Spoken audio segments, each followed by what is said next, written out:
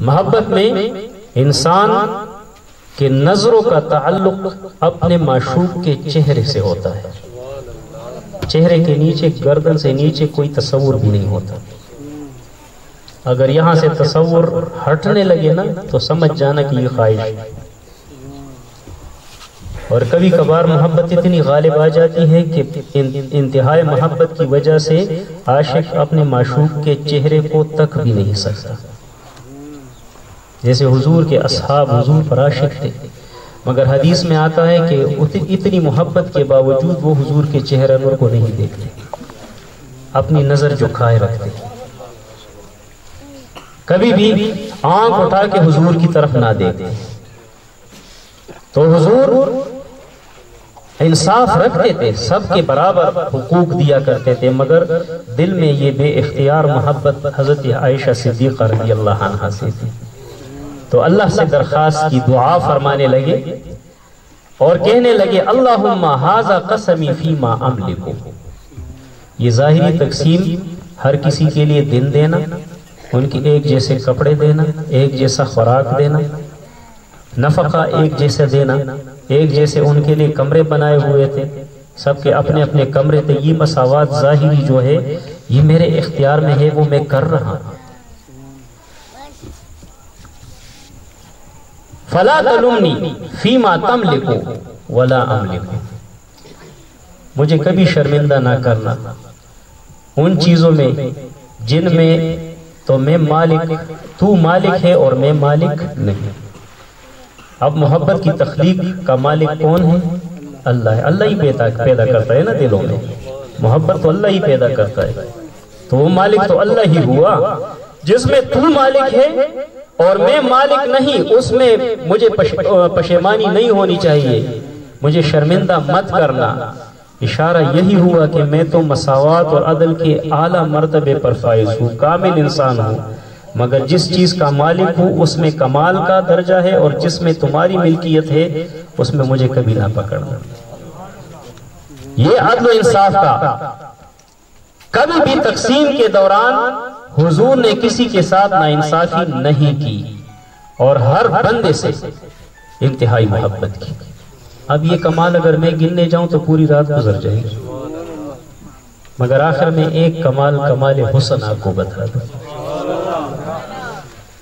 حسین تو بہت ہوں گے، مگر وہ حسین کتنا حسین ہوگا جس کے چہرے کو اللہ دیکھے.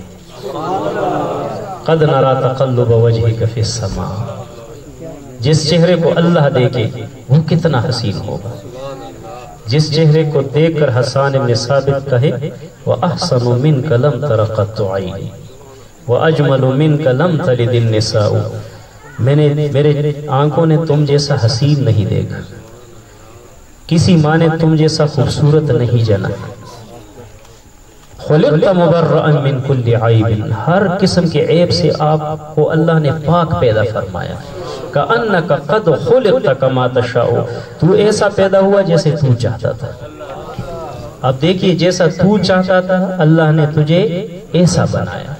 اب آپ جب کہیں کسی فنکشن پہ جاتے ہیں، کسی تقریب پہ جاتے ہیں، اور آپ کو آئینہ دیا جائے اور آپ کو اختیار دیا جائے کہ جتنے بھی حسن سمیٹ سکتے ہو اپنے چہرے پر سمیٹو، تو آپ اپنے آپ پر کتنی کوشش کریں گے.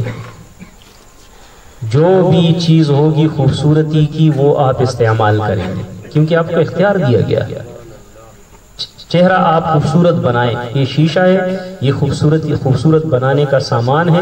یہ میک اپ ہے، آپ میک اپ کر لیں شیشہ سامنے، تو آپ کتنی کوشش اپنے آپ پر کہ میں سب سے خوبصورت لگوں. تو جس کو خالق کائنات نے اختیار دیا ہو، اس بنانے والے ذات نے اختیار دیا ہو، تو اس کی حسن تو انتہا کی ہوگی. اس کے حسن کا تو کوئی جواب ہی نہیں ہوگا. اس لیے صحابہ حضور کے حسن کو دیکھ کر حیران رہ گئے، مبہوت ہو گئے. کسی نے کہا وہ شمس کی طرح، سورج کی طرح ہے. کسی نے کہا کہ وہ چاند کی طرح ہے. کسی نے کہا کہ یہ سورج اور چاند ان کے چہرے میں گردش کر رہے ہیں. تو کسی نے کہا کہ میں نے 14ویں کے چاند کو حضور کے چہرے کو دیکھا، 14ویں کا چاند مجھے حضور کے سامنے کچھ بھی نظر نہیں آیا، حضور کا چہرہ 14ویں کے چاند سے زیادہ خوبصورت۔ نعرہ تکبیر، نعرہ رسالت، نعرہ خلافت، نعرہ حیدری، محمد مصطفیٰ، محمد مصطفیٰ۔ تو حضور کا حسن و جمال وہ اتنا کامل تھا کہ دنیا کے کوئی حسین بھی حضور جیسا حسین نہیں۔